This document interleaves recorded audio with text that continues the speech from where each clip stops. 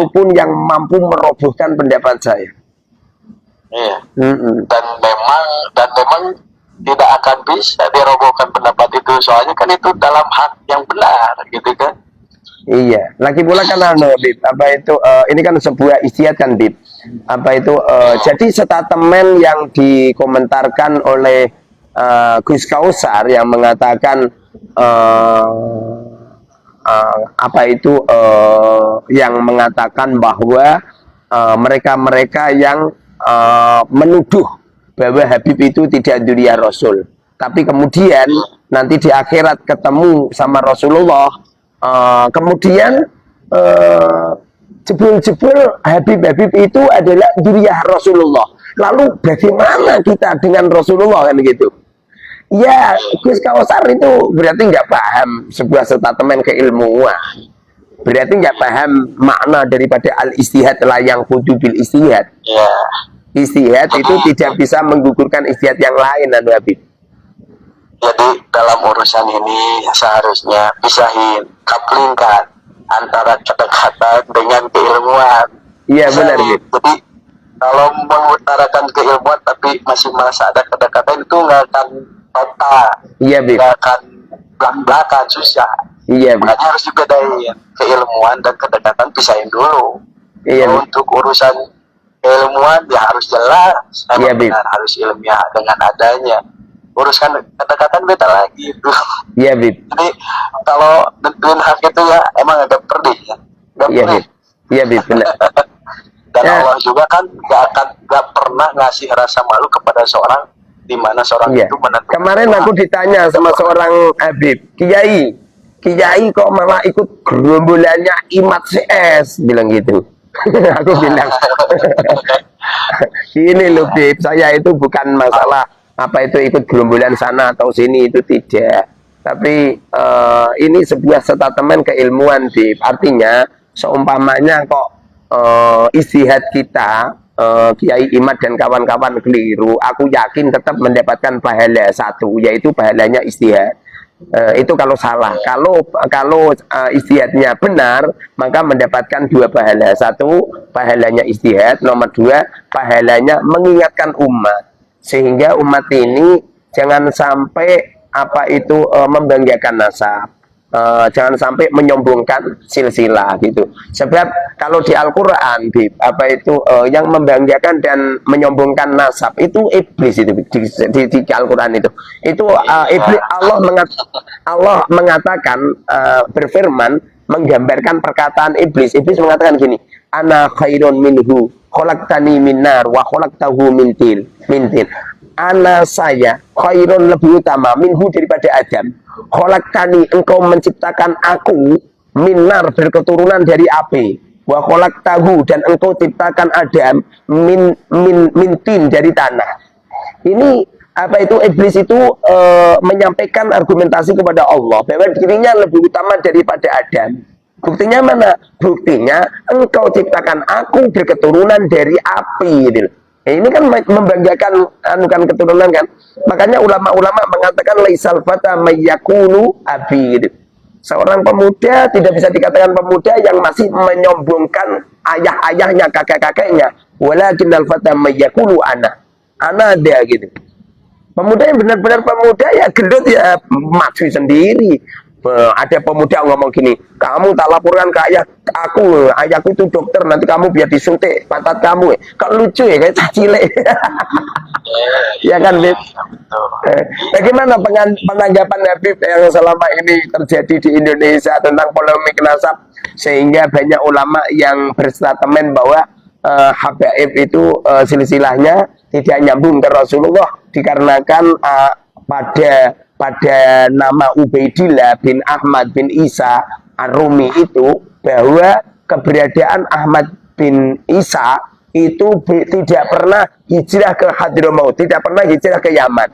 Sedangkan makam yang ada di Yaman itu adalah makam palsu yang telah dibuat-buat oleh orang-orang Yaman gitu. Sehingga Ubaidillah ini tidak putra dari Sayyid Ahmad, dan Sayyid Ahmad tidak pernah punya anak, sebagaimana yang dikomentarkan oleh banyak ulama di apa itu manuskrip pada abad ke-4, ke-5, ke-6, ke-7. putranya Sayyid Ahmad hanya Muhammad, Ali, dan Husain. Tidak pernah di manuskrip-manuskrip itu Sayyid Ahmad punya anak Ubaidillah. Sehingga para ulama-ulama itu menyimpulkan bahwa silsilah Habib ke Rasulullah itu adalah silsilah yang telah dicangkokkan oleh oleh Syekh Ali bin Abu Bakar As-Sakran. Bagaimana pendanggapan Habib tentang fatwa ulama yang semacam ini, sehingga fatwa-fatwa beliau itu menafikan Habib sebagai dzurriyyah Rasul? Bagaimana, Habib? Ya kan itu udah jelas ya. Kalau secara ilmiah kan harus real, valid dengan secara tulisan, gitu kan? Iya, Bib. Jadi kalau tulisannya coretannya udah seperti itu ya ikuti. Gitu. Lagian kan yang mengkaji juga itu kan yang benar-benar paham untuk membaca kitabnya, gitu kan? Iya, Bib. Habib ini namanya siapa? Sebetulnya, nah ini mah intern. Intern ya, Bib. Nggak apa-apa, Bib. Bahaya. Oh gitu. Ya, nggak usah disampaikan aja, Bib.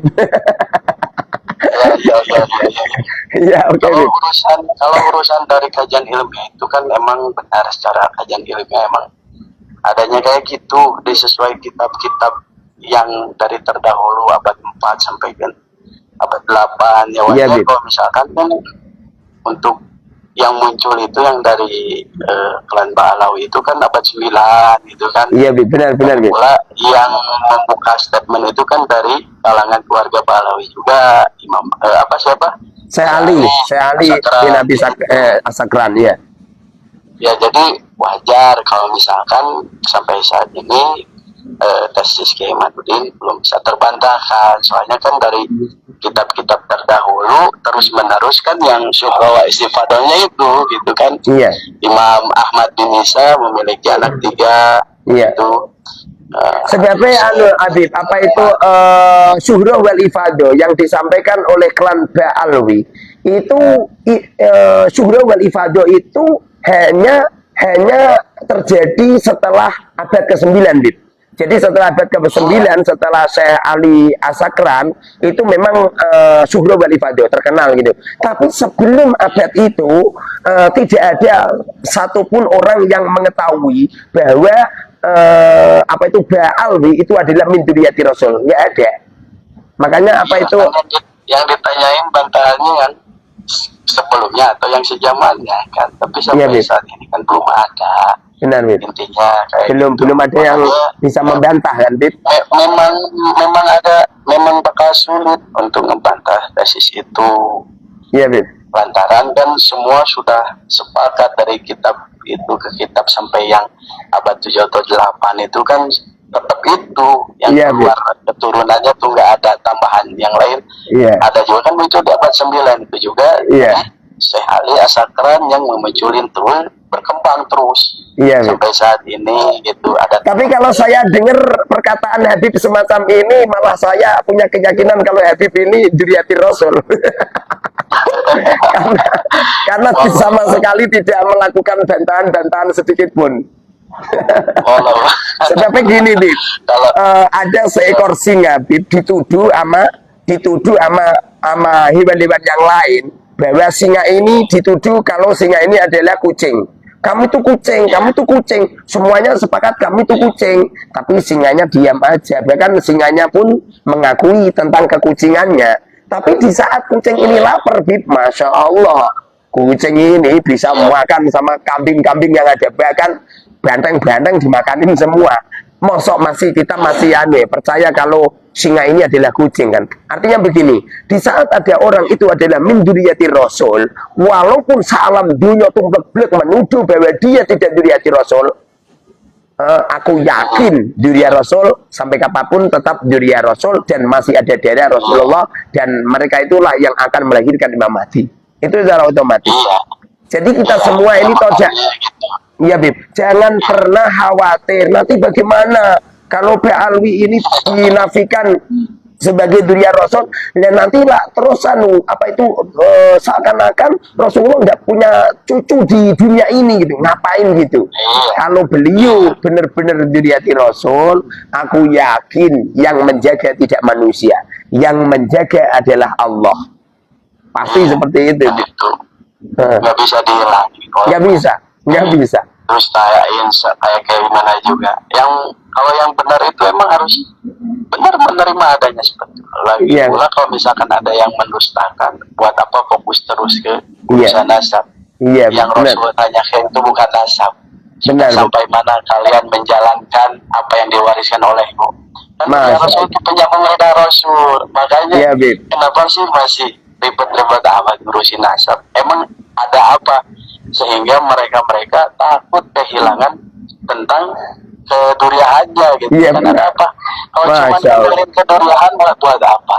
Kalau misalkan nggak bisa bawa akhlak yang benar, dan itu bisa ngerusak juga. Benar, tanggung jawabnya gede kan. Yang dari Rasul itu nggak kayak nggak bisa dipingin-pingin, itu udah ada Allah. Tapi itu berat kan. Iya, Bib. Gimana kita cara menjaga akhlak kita? Gimana kita meneruskan apa yang diperjuangkan oleh Kanjeng Nabi, dan akhlak-akhlak juga itu harus diikuti apa yang diajarkan Kanjeng Nabi. Kemarin itu, Bib, ada cerita, Bib, ada seorang kiai yang sumpah-sumpahan atau apa itu sumpah-sumpahan apa namanya, Bib? Mubahalah. Mubahalah. Ada seorang kiai mubahalah dengan Habib. Habibnya bilang gini, nanti kalau ini, udah saya setelah 1 minggu saya mati, bilang gitu. Tapi kalau kamu ini, maka kamu yang mati. Setelah itu, Habib, yang mati Habibnya. Habibnya ketua pihak truk mati. Iya, artinya kan begini ya, tidak masalah yang benar siapa atau yang salah siapa, tapi sampai kapanpun sebuah kebenaran tetap benar, walaupun dibungkus dengan apapun gitu. Kadang-kadang kan gini, Bib, anggap saja ada kecap, Bib, ada sirup itu sirup cap babi gitu loh, sirup cap anjing gitu loh. Kemudian Bib, ada minuman keras cap kiai berpeci menceng gitu. Ada minuman keras cap kiai berpeci menceng gini. Kira-kira sirup yang mereknya babi sama sama minuman keras yang mereknya foto kiai berpeci menceng. Kira-kira yang halal yang mana? Tentu semua orang mengatakan yang halal adalah sirup walaupun bermerek babi. Jadi kadang-kadang ada beberapa orang yang kelihatannya jubahnya, serbannya, imamahnya, kalau ngomong Masya Allah, ente, antum gitu, seakan-akan gitu loh. Tapi dalamnya ini jelek, akhlaknya jelek, peranginya jelek, ngaku-ngaku Habib, ngaku-ngaku diri Rasul, jebul-jebul waktunya sholat nggak sholat. Bahkan mereka melakukan perbuatan-perbuatan yang haram. Kemudian mereka punya statement bahwa diriah Rasul itu akan dilindungi Rasulullah, akan dijamin surganya. Ya kan rusak kan, Bib? Nah, itu doktrin-doktrin seperti itulah yang harus diluruskan. Iya, Bib. Kalau misalkan benci ke Habib walaupun nggak ngomong dalam hati katanya tuh kualat, jangan seperti itu. Itu doktrin yang terlalu menyesat. Iya. Saya sampai sekarang, tapi kecintaan saya terhadap para Habib tidak luntur. Sampai sekarang Habib yang silaturahim ke tempatku, yang minta uang sama aku, masih saya transferi sampai sekarang. Bahkan besok Rabu itu saya akan membawa rombongan santri, mungkin sekitar 500 atau 600 santri untuk mendatangi Khol Habib Ali Al-Habsyi. Solo. Solo. Jadi tidak melunturkan sedikit pun. Bahkan banyak orang muhibin ngomong gini, coba kalau memang benar-benar Kiai Mukharrar berani datang ke Solo, tak ciumi tangane gitu loh. Jadi jangan bilang tak ciumi tangane, jadi diberi dia uang 100 juta bagaimana gitu loh. Ya, kalau ini kan kita lagi ngebahasnya urusan dari kajian ilmu ya, asal ilmiah. Iya. Jadi untuk perasaan itu nggak bisa dirubah gitu. Iya, kalau untuk keilmuannya kita harus mengikuti apa yang kita kaji gitu kan. Kita tuh orang ngaji berilmu, otomatis jangan menafikan apa yang sudah tertulis gitu Iya, kan. Bib. Mau tidak mau harus disampaikan walaupun itu Iya. menyakitkan gitu. Iya, Bib. Loh, apa itu? Habib yang datang ke tempatku, Bib, kalau datang ya tak cium tangannya. Makanya kemarin aku ketemu sama seorang Habib. Apa itu kan aku cium tangan beliau. Beliau bilang gini, Masya Allah, Kiai, saya itu apa itu lihat netizen ngomentari Kiai jelek-jelek ini Kiai dikatakan ini tapi setelah saya ketemu sama Kiai, Masya Allah, kok tidak seperti yang dikomentarkan oleh netizen itu. Aku bilang ya seperti itu, Bapak, itu dunia media sosial seperti itu. Iya, makanya kalau udah ketemu kan beda lagi ceritanya kalau udah ketemu, gitu kan. Ya makanya ya untuk para habaib jangan merasa kehilangan derajat lah kalau misalkan dikatakan memang bukan dunia Rasul. Kalau emang benar yang ingin diakui sama Rasulullah, jangan mengandalkan kita darahnya Rasul, bukan. Jalankan apa yang diperintahkan Rasul, akhlak bagus, apa yang diwariskan Rasul dijalankan, itu udah cukup. Udah cukup. Kadang-kadang tapi aku nelpon sama Habib seperti ini, dikira netizen ini adalah settingan. Jadi dikira saya ini ngebel sama oknum orang yang memang sudah disetting gitu. Semua live streaming saya tidak ada yang settingan sama sekali. Tidak ada satupun saya nyuruh sama santri atau alumni untuk ngebel saya terus etok-etok ngaku sebagai Habib, nggak ada. Bahkan sama panjenengan juga tidak settingan gitu. Jadi kalau Habib se-Indonesia atau Habib seumpama Habib ya, semua lileh seperti panjenengan, Masya Allah, aku yakin konflik akan selesai itu. Konflik akan selesai. Yang jadikan nggak selesai ini kan Habib, justru muhibinnya Habib. Seakan-akan mereka itu kayak pengen menabuh gendang perang gitu. Harusnya terkadang para habaibnya, kemuhibin-hubinnya harusnya ngasih tahu edukasi. Jangan dipancing, jangan sampai dipancing atau diprovokasi sehingga mereka kan orang-orang awam, mereka tuh tidak paham tentang istilah urusan nasab, tidak paham, jelas mereka tidak paham. Sementara diprovokasi. Wong tetisnya Kiai Imat saja nggak paham semua. Jangankan kelas-kelas mereka, kelas seperti kiai-kiai itu loh. Setiap ada kiai-kiai yang setuju dengan pendapatnya Kiai Imat, kemudian saya tanya, Kiai, apakah panjenengan sudah membaca tetisnya Kiai Imat? Belum. Jadi ada kiai 100 tak tanyain, itu tidak ada satupun yang membaca tetisnya Kiai Imat. Artinya kalau hanya sekedar keilmuan, rata-rata ya orang mengabaikan itu. Jadi ya guduk sana, guduk sini gitu. Kalau saya pribadi kan ikut membaca, ikut melihat, ternyata ya emang benar ada ceritanya. Kita nggak bisa menafikan itu, harus diterima lah. Bagaimana pandangan Habib tentang Habib Bahar yang seperti itu? Bagaimana Habib?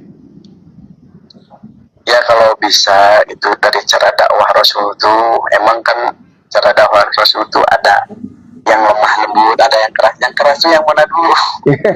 Kalau untuk sesama muslim kan otomatis kita menyampaikannya dengan rasa kenyamanan, bahasa yang bagus gitu kan. Dengan tata krama bahasa yang bagus, ada tata krama lisan yang bagus. Tapi terserah itu kan, kalau Habib Bahar emang gayanya seperti ya kembali lagi pada beliau. Tapi lebih baik kita lihat kaflingnya dulu. Kalau misalkan di sini kaflingnya harus keras, ya silahkan keras, cuman jangan sampai ada caci maki gitu. Benar Bib. Ya siapapun sih tidak boleh ya Bib, tidak hanya sekedar Habib saja.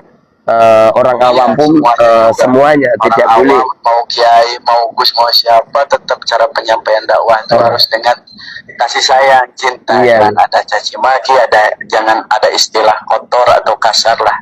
Intinya itu. Nah itu kan yang diobrolin tentang urusan agama. Kenapa harus diselipi dengan kata-kata? Habib besok ke Solo nggak? Apaan? Habib besok ke Solo nggak? Oh enggak, saya tuh jarang kemana-mana orangnya. Oh gitu, tak kira ke Solo. Kalau saya itu tuh jarang mengikuti acara-acara. Saya tuh fokusnya di rumah aja, di majelis aja gitu, nggak kemana-mana. Saya jarang Bib. kumpul-kumpul gitu kan. Iya, Seperti Bib. hanya kiai datang kepada saya, kan saya jangan kemana-mana. Ya, Bib. Ada Insya aja. Allah nanti saya akan berkunjung ke tempat Habib, Insya Allah. Iya. Insya Allah Nah, nanti itu ditunggu. saya jadwalkan nanti, Lebih Bib. enak. Iya, Bib. Iya, khusus harus. Kan ini lebih enak kalau ngobrol langsung Iya, Bib. daripada lewat telepon kayak gini gitu. Iya, Bib. Benar, Bib. Ya, Masya Allah. ya pokoknya untuk para habaib jangan kecil hati, jangan merasa dihinakan dengan Benar. statement kiai sekarang. Iya, Bib. Benar. Fondasi Ahmadudin justru harus lebih kuat fondasinya. Gimana caranya kita jangan Iya, Bib. mengandalkan nasab. Benar, Bib. Mas nasab Masya itu Allah. kita Masya Allah. andalkan akhlak yang baik, keilmuan yang Masya kita Allah. punya, yang kita mampu untuk memaslahatkan umat. Iya, Bib. Nanti Rasul tuh nanya mana yang umat dititipi sama Rasul tuh mau diapakan gitu kan. Nanti Rasul Iya. nanya, bukan nanya antum bin siapa enggak lah. Benar, Bib. Ya, Masya fokus Allah. aja sekarang mah udah legowo aja, nggak usah Salut. dipikirin, nggak usah balas statement apapun, silakan. Kalau Benar, Bib. mau membantah dengan keilmiahan lagi, sama kajian ilmu lagi dengan Iya. ilmiah lagi, jangan sama caci maki, apalagi ngomong kemana-mana. Iya. Jangan, itu Benar, Bib. makin lebih menunjukkan sebenarnya itu siapa. Iya, Jangan Bib. sampai kayak gitu lah. Benar, benar, Dengan Bib. keilmuan lagi. Nah, Masya terus Allah. para muhibinnya tolong diredam, jangan dicampur dari urusan nasab ini kalau yang tidak paham. Iya, Bib. Biar yang menyelesaikan yang paham dari urusan tentang kajian ilmu nasab ini. Iya, Bib. Salahin sama yang Masya Allah. paham dengan ilmu Masya kajian Allah. nasab ini. Pokoknya saya itu, Bib, saya punya keyakinan, saya yakin-yakinnya dunia Rasul masih ada. Dan dunia Rasul, Iya, jelas. siapapun orangnya, walaupun dituduh tidak menyambung ke Rasulullah. Kalau dunia Rasul, tetap dunia Rasul. Tidak akan lengser. Walaupun semua ulama berfatwa, beliau tidak dunia Rasul. Ya, terima kasih Habib atas waktunya. Semoga manfaat, barokah. Sampai ketemu nanti di Jawa Barat. Yuk, Assalamualaikum. Siap.